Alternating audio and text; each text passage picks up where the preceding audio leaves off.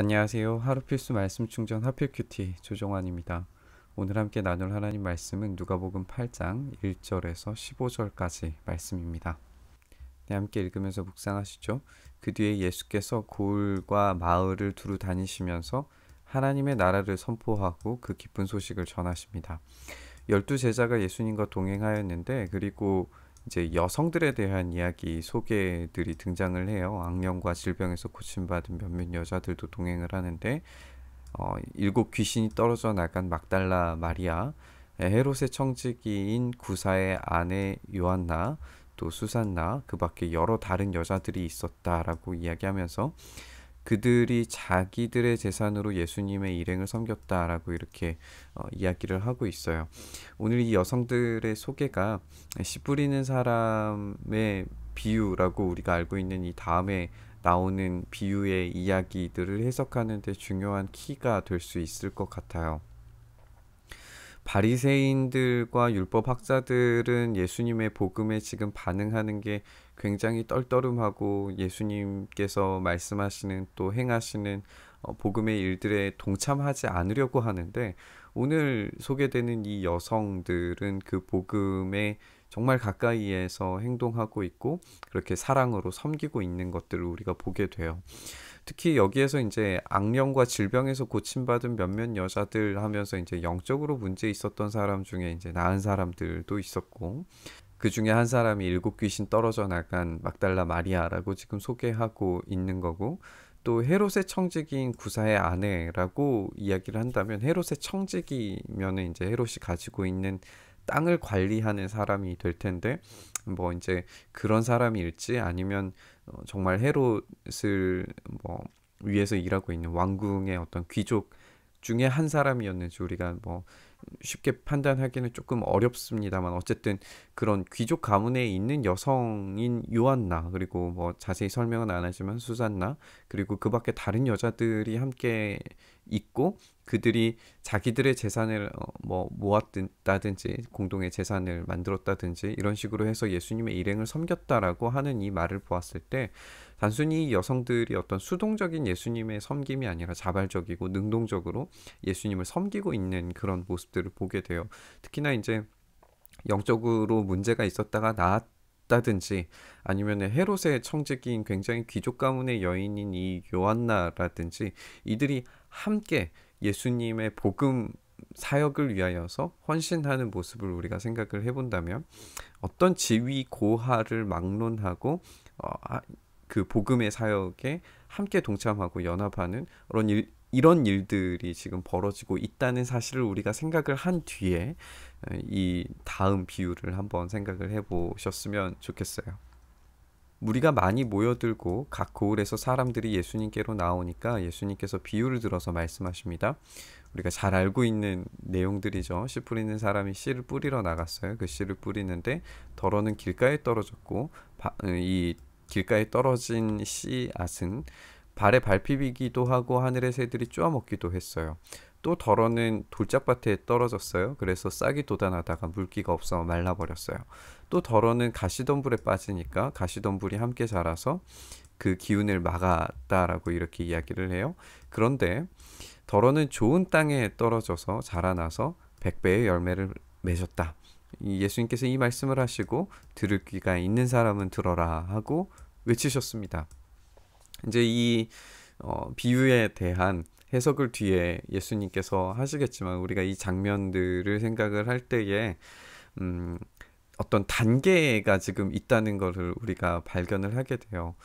잘 아시겠지만 길가에 떨어진 씨앗들은 하늘의 새들이 와서 쪼아먹히고 밟히기도 하고 전혀 생명을 피워낼 가능성이 전혀 없는 상태에 있는 씨앗이고, 돌짝밭에 떨어진 씨앗은 싹이 나기는 했는데 물기가 없어서 말라버린 거고, 가시덤불은 자라기는 했는데 열매를 맺지 못한 거고, 좋은 땅에 떨어진 씨앗은 100배의 열매를 맺었다라고 이렇게 되어져 있잖아요.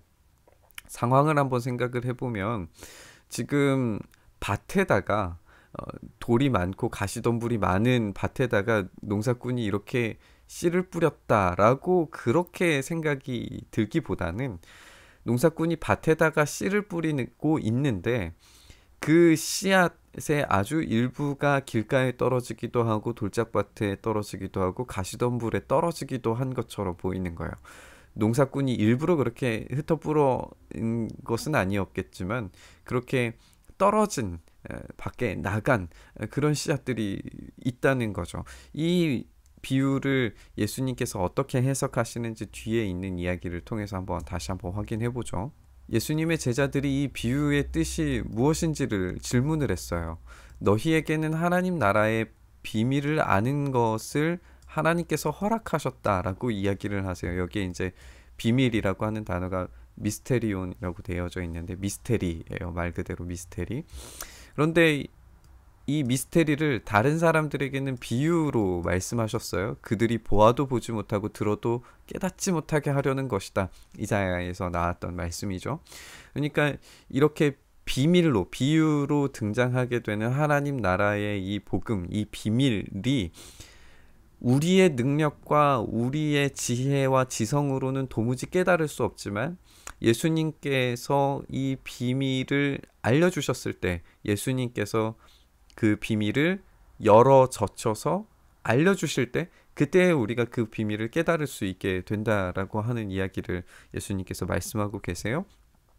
그리고 난 다음에 이제 비유의 뜻을 해석하십니다. 그 비유의 뜻은 이러한데 씨는 하나님의 말씀이에요.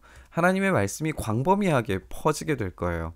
그 말씀이 길가에 떨어진 것들은 말씀을 듣기는 하지만 악마가 와서 우리가 새해로 표현이 되었던 악마가 와서 그들의 마음에서 말씀을 빼앗아 가기 때문에 믿지 못하고 구원을 받지 못하게 되는 사람들이에요. 돌짝밭에 떨어진 것들은 들을 때에는 그 말씀을 기쁘게 받아들여요. 그런데 뿌리가 없어서 잠시 동안 믿다가 시련의 때가 오면 떨어져 나가는 사람들이에요. 가시덤불에 떨어진 것들은 말씀을 듣기는 들었는데 살아생전 동안에 근심과 재물과 인생의 향락에 사로잡혀서 열매를 맺는 데에 이르지 못한 사람들이다 라고 이야기를 하세요. 그리고 좋은 땅에 떨어진 것들은 바르고 착한 마음으로 말씀을 듣고서 그것을 굳게 간직하여 견디는 가운데 열매를 맺는 사람들, 이렇게 이야기하세요. 우리가 지금 예수님의 복음에 대해서 쭉 들어오고 있는데 4장 이후로부터 예수님의 가르침과 그리고 예수님께서 기적을 행하시는 것에 대해서 사람들이 반응하는 반응들, 이런 것들을 쭉 보았을 때 안 믿는 사람들이 있고 시련의 때가 와서 떨어져 나가는 사람들이 있었고 열매를 맺는 데 이르지 못하는 사람들이 있어요. 그러나 열매를 맺는 사람은 말씀을 듣기만 하는 사람들이 아니라 말씀을 듣고 그리고 그것을 굳게 간직하고 견디고 행동으로 실천하고 그로 말미암아서 열매를 맺는 사람들이 좋은 땅에 떨어진 그 씨앗의 열매를 보게 되고 맺을 수 있다라고 하는 이야기를 이 비유를 통해서 우리에게 알려주시는 거예요. 그렇다면 우리는 다시 한번 질문을 해야죠. 누가 좋은 땅에 떨어진 사람들인가? 그걸 오늘 이 본문의 처음 시작 부분에서 여인들에 대한 이야기를 들려줄 때 이미 힌트가 나와 있는 것 같아요. 여인들은 당시의 상황으로 생각을 해보았을 때 그렇게 인정받는 유대인 그룹 안에 있는 그런 사람들이 아니에요. 그들은 마치 외인처럼 태어났고 심지어 바리새인들이 기도할 때는 제가 여자로 태어나지 않음을 감사합니다라고 기도했던 사람들이 바리새인들이었어요. 그런데 그 사람들은 예수님의 기적과 말씀을 듣기는 듣는데 어떤 사람들은 거부하기도 하고, 가버나움 같은 경우에는 예수님의 기적들이 그렇게 놀랍게 일어났지만 믿지 않기 때문에, 회개하지 않기 때문에, 참된 하나님의 복음에 들어와서 순종하지 않기 때문에 예수님께서 이 가버나움을 향하여서 지옥까지 떨어질 것이다, 너희 마을이 저주를 받을 것이다 라고 하는 이야기까지 하시잖아요. 그러니까 이런 참된 말씀에 반응하고 회개하는 사람이 보이지 않는데, 이 여성들은 지금 사회적인 약자고 어떻게 보면 외인처럼 보이는데 그들이 오히려 좋은 땅에 떨어진 씨앗처럼 많은 열매를 맺고 있는 것을 이 장면에서 보여주고 있는 거예요. 우리는 어떤가요? 오늘의 이 본문에서 이제 어떤 순차적인 단계들이 보여지게 되는 것처럼 누군가는 정말 길가 같고 돌짝밭, 그거 길가보다는 조금 더 나은 돌짝밭, 또 그것보다는 조금 더 나은 가시덤불, 뭐 이런 것들을 우리가 만날 수 있게 될 텐데, 우리의 이 마음의 밭이 정말 좋은 땅이 되어서 참되게 말씀을 듣고 열매 맺을 수 있는 삶이 되어지기를 우리 모두가 다 원해요. 그런데 그 원하는 삶의 비밀, 그것을 제대로 깨달은 사람들의 반응이라고 하는 것은 오늘 15절 말씀이 핵심인 것 같아요. 착한 마음으로, 바르고 착한 마음으로 말씀을 듣고 난 다음에 그것을 굳게 간직하고 견디고 그 가운데서 열매를 맺는 것. 이것은 긴 시간이 필요한 일이고, 심지어는 땅에 떨어진 그 씨앗이 죽음을 경험해야 일어날 수 있는 일이기도 해요. 우리가 좋은 땅이 되기만을 바랄 것이 아니라 우리가 진짜 열매 맺을 때까지 굳게 간직하고 견디고 그것을 실행하여서 복음의 씨앗을 살아내어서, 그래서 정말 열매 맺는 그런 좋은 땅이 되었으면 좋겠어요. 이것이 말씀을 듣고 실천하는 삶이고, 이것이 열매 맺는 삶이고, 이것이 여성들의 삶이었습니다. 자기의 어떤 부귀 영화조차도 다 내려놓을 수 있는, 그리고 영적으로 문제 있던 사람들조차도 그것이 해결되고 난 다음에 자기의 없는 것들을 주님께 드려서 그 사역을 감당하게 하는 어떤 이런 모습들이 앞으로 나오게 될 교회의 모습과 흡사합니다. 오늘 우리의 교회의 모습들이 이렇게 진짜 실천과 사랑의 삶으로, 헌신으로 이어지는, 그래서 굳게 간직하고 견디고 열매를 맺을 수 있는 그런 멋진 교회의 모습을 우리가 회복할 수 있기를 간절히 소망합니다.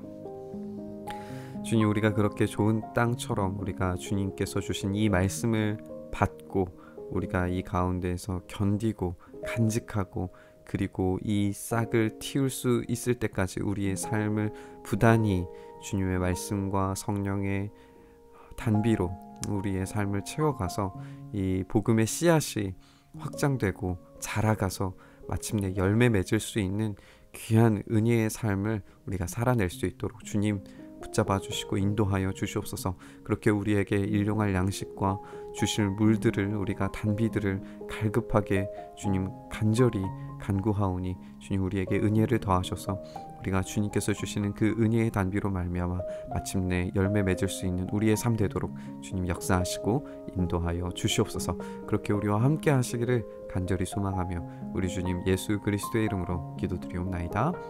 아멘. 오늘 부딪힌 말씀 가지고 함께 기도의 자리로 나아가시죠.